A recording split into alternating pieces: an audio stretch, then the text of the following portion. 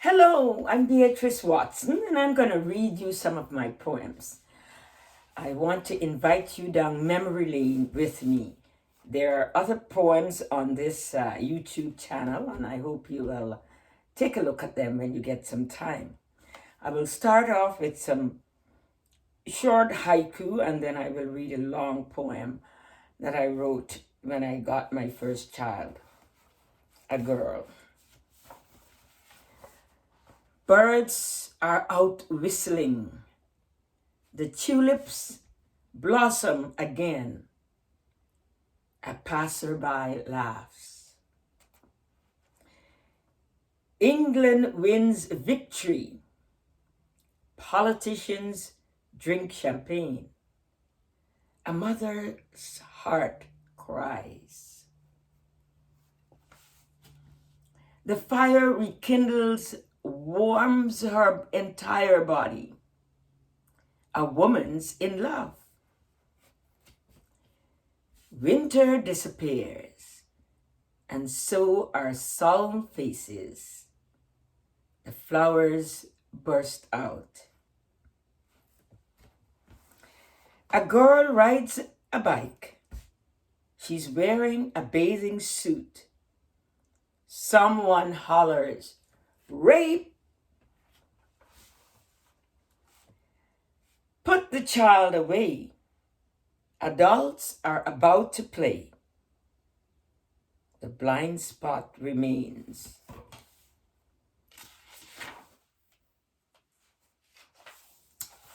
The sun is setting. Its light reflects off her hair. Yonder, a dove flies.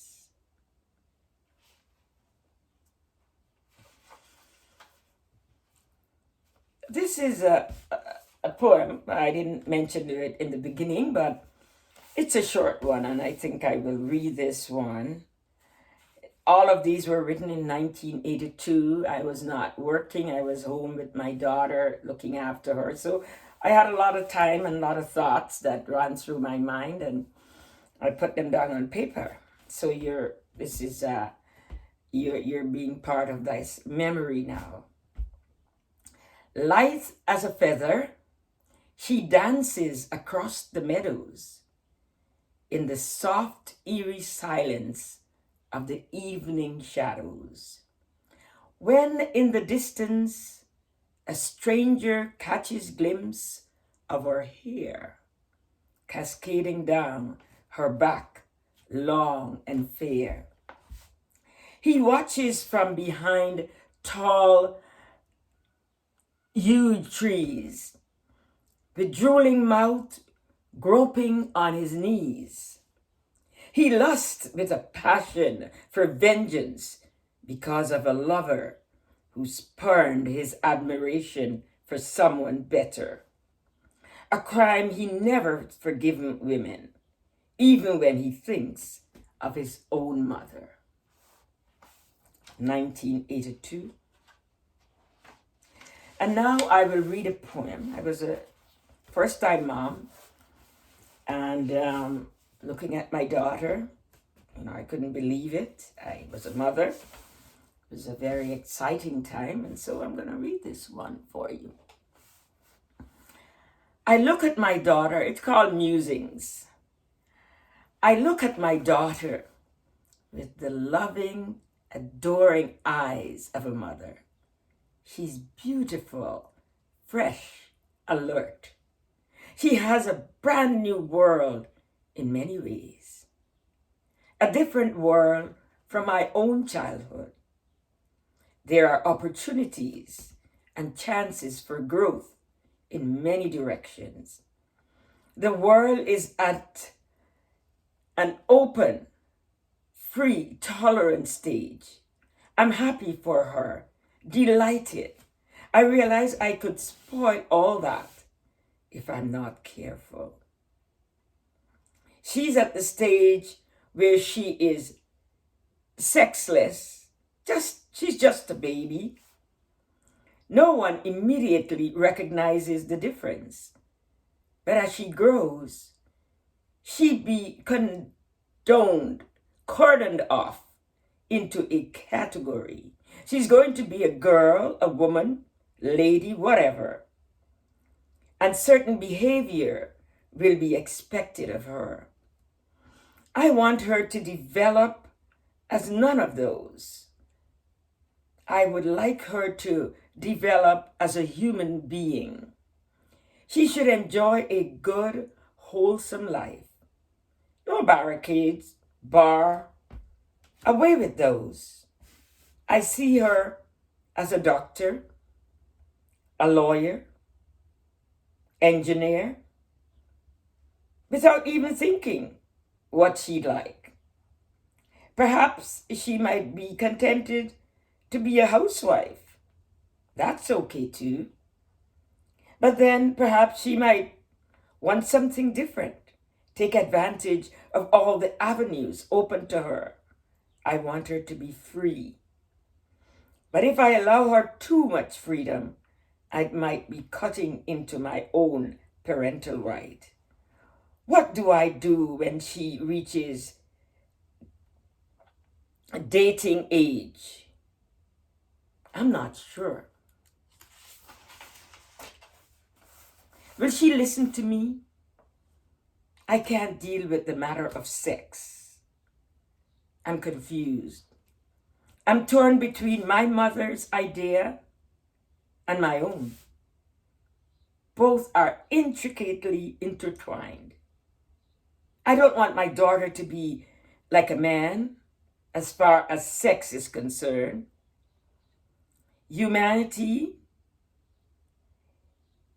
It's too private, too special a part of our humanity and sexuality to be treated frivolously. It should be saved for special occasions, special people you feel something for on a physical and spiritual level. We can't follow men's pathway blindly and engage in sex as if we were no better than the animals. We are humans. We're destined for loftier heights and should control our animal instincts as only humans can. Therefore, I still teach my daughter, as my mother taught me, sex isn't a casual thing. Because deep down, I still feel a sex-oriented society is limiting to our physical human potentials. If we see people as sex objects, we'll fail to realize the finer side of our nature, which encompasses the true bond of human love and understanding. On a higher plateau, without expressing that bond physically. The basic purpose of sex is to procreate. This preoccupation of sex and orgasms is a body of the media, is a baby of the media. Like any other physical exercise, sex releases tensions the same way, like a good pee. No matter what you try to make of it, the feelings would be the same for the movie star as it is for the village woman. We're being manipulated into discontent, dissatisfaction by the media. Be watchful. We should try for a more fulfilling kind of relationship, a feeling of love and warmth which transcends all that sex stuff. It's a holistic feelings and it's good.